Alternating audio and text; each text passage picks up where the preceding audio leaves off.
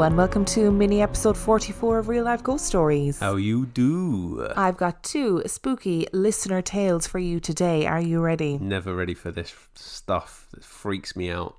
Sends me running scared.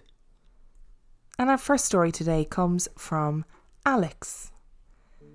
This story is completely unbelievable, but I can assure you that it is 100% true. I have about 5 other witnesses as well, not including my staff. I'll start from the beginning. I got a job as an overnight care worker at a child group home. I was actually really excited because I got to work with kids between the ages of 13 to 18. My manager at the time gave me a call and asked me if I wanted to come in and tour the house the day before my actual shift and meet the kids. I agreed in the hopes that it would make my first day less stressful. It was my first time working with kids with minor intellectual disabilities, and I wasn't exactly sure what to expect. All the kids in the home were high functioning and completely independent and just needed more help than others. It was my last day of training, so I told them I'd get there about 9 o'clock at night.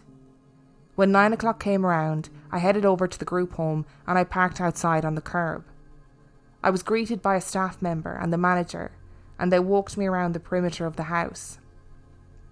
It was truly the ugliest looking house I've ever seen, and anyone who saw it agreed. It was a green colour, the colour we describe as puke green. The garage was red and so was the front door. I proceeded to follow the manager inside, and as soon as I walked through the front door I felt this heaviness wash over me.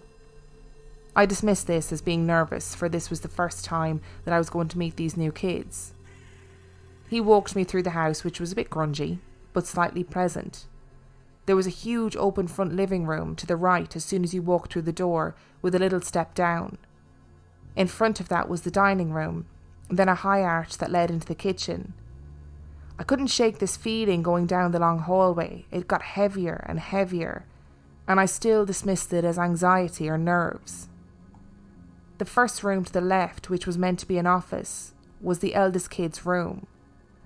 The manager explained that he doesn't sleep on his bed anymore, so you'll see him on the floor or in the living room, and that that's okay. I didn't ask questions, and he led me further down the hall. The hall was an L shape, so looking down the hall, there was one room to the right, which was the master bedroom, and then you turned down the hallway, and there was a bathroom and a tiny blue room, the garage, and another room. Standing in the master bedroom, I let my manager know that it was a bit muggy. He told me that it's actually not. It was just heavy, and it's completely normal for people to feel that around here. He turned back to me, about to say one more thing, when there were 3 knocks that we heard coming from the bathroom. It did startle me, but I wasn't terrified. We wrapped up the tour and I went home. The very next night at around 6 p.m, I had to go to work.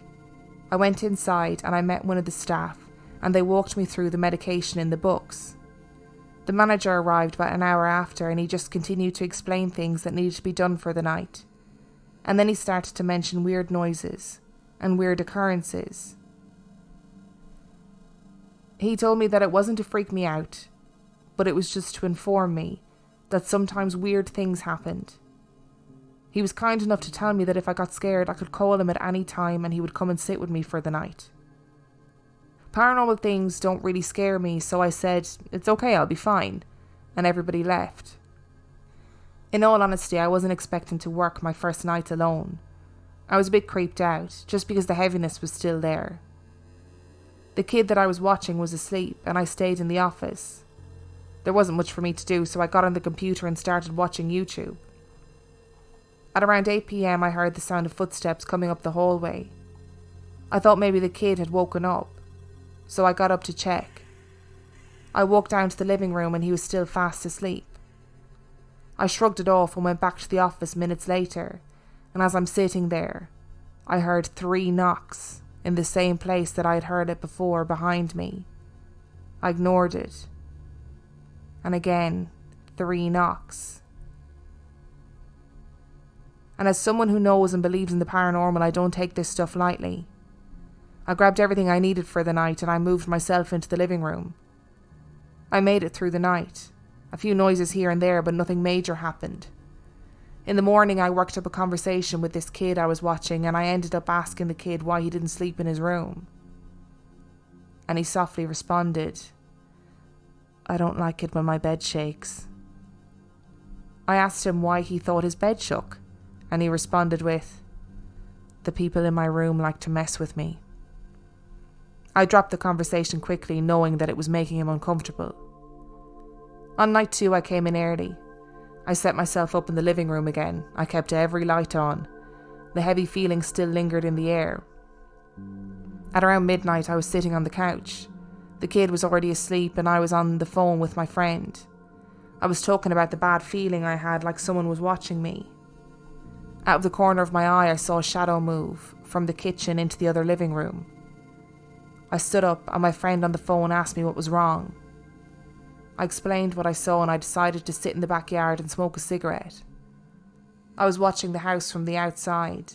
Every light was on so I could see every room on the back side of the house. As I was looking into the office from afar, I saw a black mass move from the office to the living room to the kitchen and then disappear. At this point, I was so scared I was shaking. I had never seen something like that before. So I called my manager and I told him what I saw.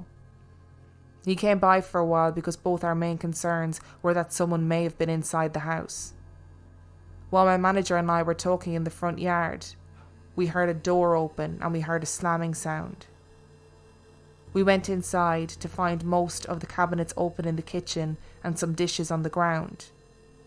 He helped me clean up and then he left at around 4 a.m. Night 3 was by far the worst and the scariest thing I've ever experienced. I'll skip through all the weird noises, bangs and knocks to the biggest thing that happened.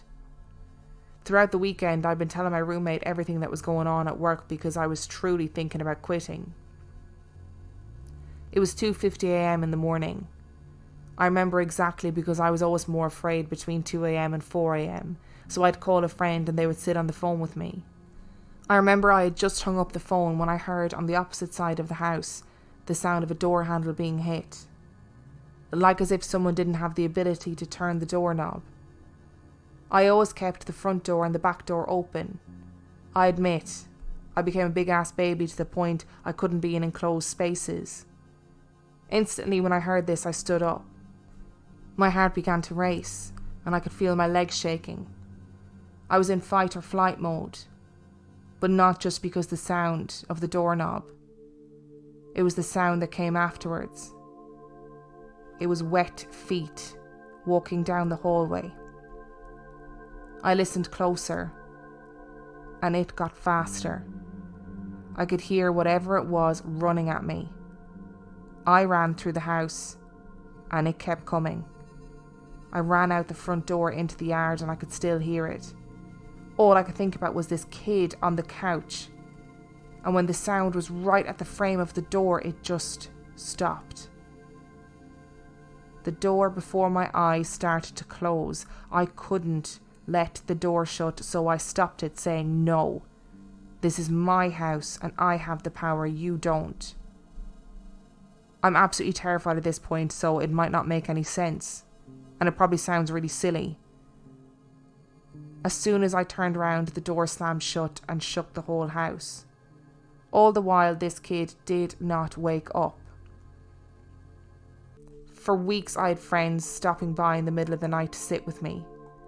A few times I've been locked out on shift, stuff thrown at me, sounds, doors shutting. My friends on site witnessed it and I still kept working there. Eventually, another staff at night was added with me and it was less frightening. But I've 2 more things to this to conclude my time at this job. I was working a shift for the first time with another member of staff, and sometime in the middle of the night I became very ill. I was vomiting and really pale, and it came on really suddenly. I didn't have a car at the time and didn't work too far from home. I had told the staff that I didn't feel well, and I let the manager know that I was going to walk home. On the way home, I felt like I was tripping. The street was melting and the moon was stretching and I felt like I was dying. I can promise and say that I don't do any drugs. Upon arriving home, I opened my front door. My dog was about to approach me, and to my surprise, he began growling at me and took a few steps away from me. I didn't pay much attention because I was so sick, so I headed to bed. I had a dream of my bedroom door, and in the dream I heard 3 knocks, and then the door opened. I floated out of my bed and walked down the hall, and the hall got longer and longer and longer. When I turned around, I saw someone and I woke up. I was still really sick, and I was sitting in the living room with my dog still avoiding me, barely even coming inside during that time. My friend awoke to see me home and was shocked to see that something was wrong. He instantly had a feeling that something was attached to me. He saged the home and said some prayers, and immediately I felt better and the dog approached me. I didn't work many night shifts anymore. I ended up getting promoted to manager after the other manager got fired. I was excited, but needed to work one last overnight shift. I went in like every other night and camped out in the front living room like I did most nights. I swear I was not tired, and I swear I did not fall asleep. I was lying on the sofa with my legs up, shoes kicked off, watching YouTube on my phone. Suddenly, my hands were across my chest and my phone was on the floor and I couldn't move. My eyes were focused on the dark hallway and all I could do was move my eyes. Frozen, I tried screaming for help, but no sound was coming out. I looked down at my feet and the blanket draped across me, and I watched it fly off across the room. In that moment I panicked and my whole body began vibrating. Instantly, a staff member shook me out of it. He told me I was screaming. Later he told me that my screaming didn't wake him up. A deep growl in his ear did. I never worked overnight shifts again. I only ever worked day shifts after that. Soon after I quit, because I felt my mental health was being affected. Since quitting, I've not gone back to the house. I don't think I believe in possessions, but I do believe in attachments, and I also believe in negative energy. This group home that I worked in was a sad, depressing, and very much energy draining place. There's too much crazy stuff going on in that place for me. Imagine them wet footsteps running at you. No. That is a nightmare. No. That is a nightmare. No, I'm not feeling that. And it's just the knocking and what the boy said very sort of matter-of-factly about the fact that he doesn't like his bed shaking because the people in his room like to mess with him. I wouldn't have lasted one night, mate. I say you did a good job to make it as long as you did. Yeah, fair play to you for going back for, and especially after the manager saying, just so you know, weird things happen, so don't be afraid, give me a call if you need me. Fuck me. Yeah. If anything happened in that house, I'd be like giving him a ring every time. You better come down here and sit with me and hold my hand because I am shitting myself. And I'm not making aspersions against his character, but the way that Alex has written this story would suggest that the manager comes across quite odd in that he's a bit shifty when he's walking around, leading them around, and he kind of goes to tell him something and then changes the subject. It's like, what are you hiding, mate? What are you hiding? Well, who knows? I mean, he went on to get fired, so who knows? Yeah, I don't like the house. I just want to say well done to you, Alex, for lasting as long as you did. I think when we talk about things like poltergeist activity, for example, they do say, they being the paranormal experts of the world, like Zach Bagans, that kind of energy is drawn to teenage energy. And if you're in a group home for teenagers, it's going to be full of teenage energy, teenage angst, all that teenage angst, all of that My Chemical Romance energy draws in those spirits. And our second story today comes from Ashley. My family's always been a bit odd, but it seems to be a mutual understanding among the elders in the group that we just don't talk about it. I remember growing up, my mother and grandmother being hyper aware of image and what our small rural Midwest town might think of us. My grandmother had been, and still is, very involved in the Catholic Church I grew up attending.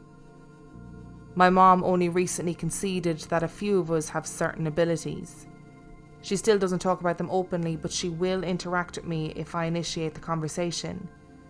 I personally think these gifts come from my maternal grandfather's side of the family. I've always been very close to my grandfather. I grew up in a house up the block from my grandparents, and my grandfather worked as a mechanic at the garage next to my daycare, so he would bring me home every day. He or my grandmother would change out little golden books for me to skim through, or look at pictures as we rode home, because Lord knows I could talk his ear off. He and my grandmother raised 5 girls, so they had patience for miles.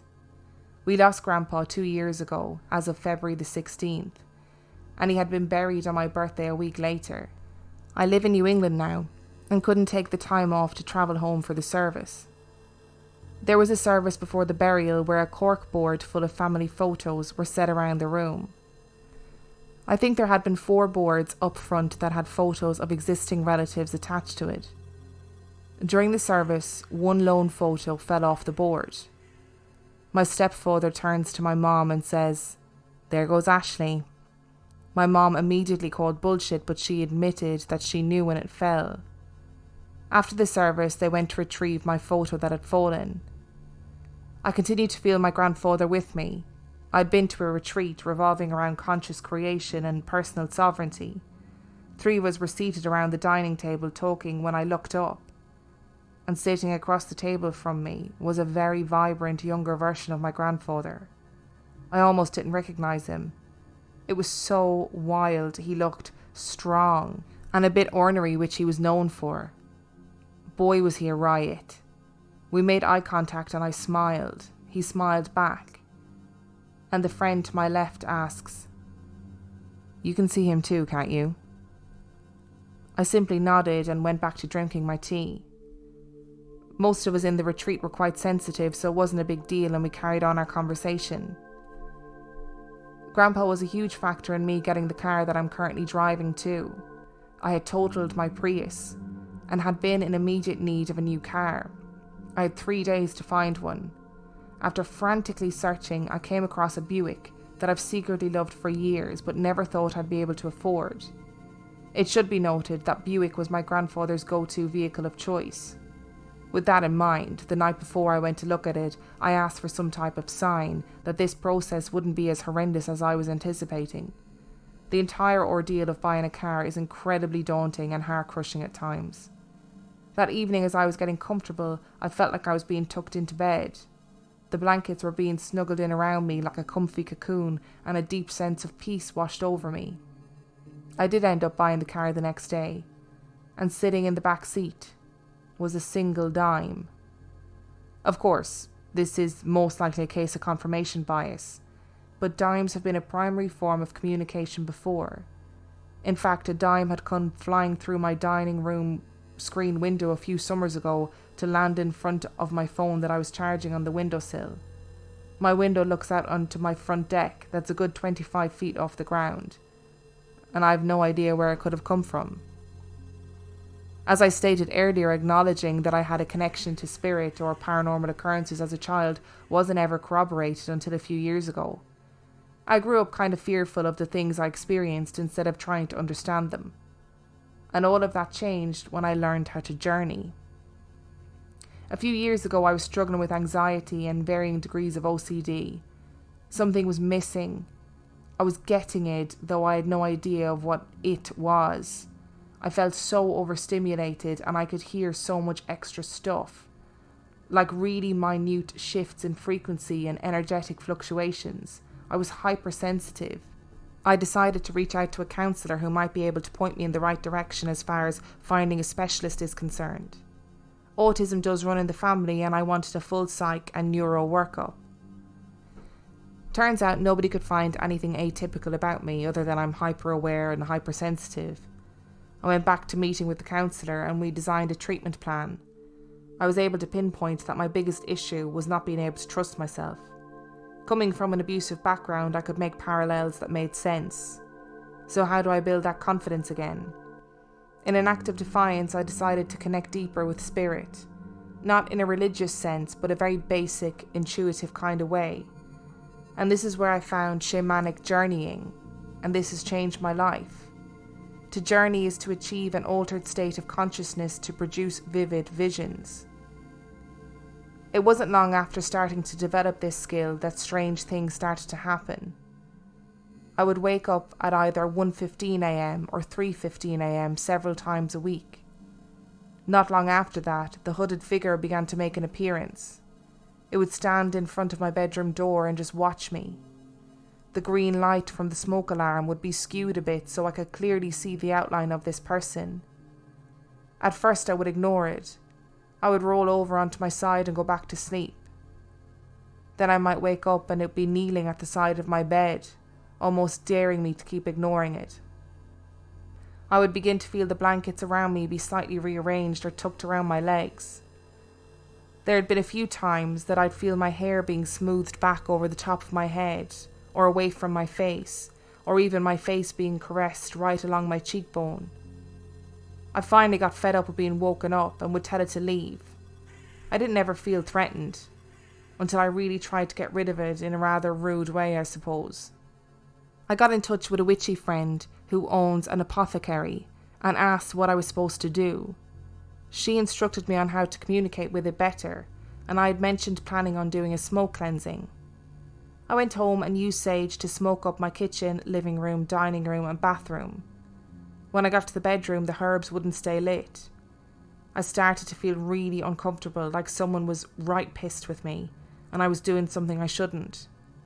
I had Palo Santo available as well and decided to try it. Again, went through the entire apartment, but the stick wouldn't stay lit when I got to my bedroom. I remember thinking, if I'm not supposed to be cleansing in here, something will happen to make it obvious.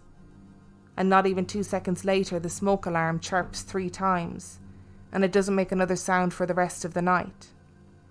That evening I had an out-of-body experience. I was sitting above my head where my window would be at the top of my bed, looking down on myself. The hooded figure approached the bed and began to strangle my body. I immediately panicked and woke myself up. It was so bizarre. The next day I came home from work and pretty much made the announcement, "Look, I'll do what I can to help you, but you need to not be a dick. I'll do what I can on my time. You've already been here for months and you can wait a bit longer." That evening, I set myself up to journey with the intention of meeting with whomever this entity was. I hadn't felt uncomfortable around it until I started trying to actively get rid of it, so I figured it wasn't actually malicious, and I already had spiritual safeguards in place to protect me anyway.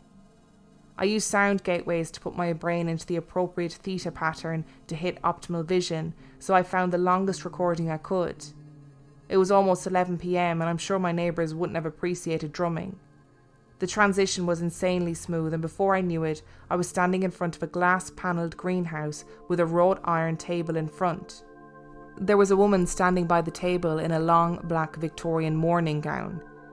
What I thought was a hood was actually a veil. We sat and had tea and chatted for a while.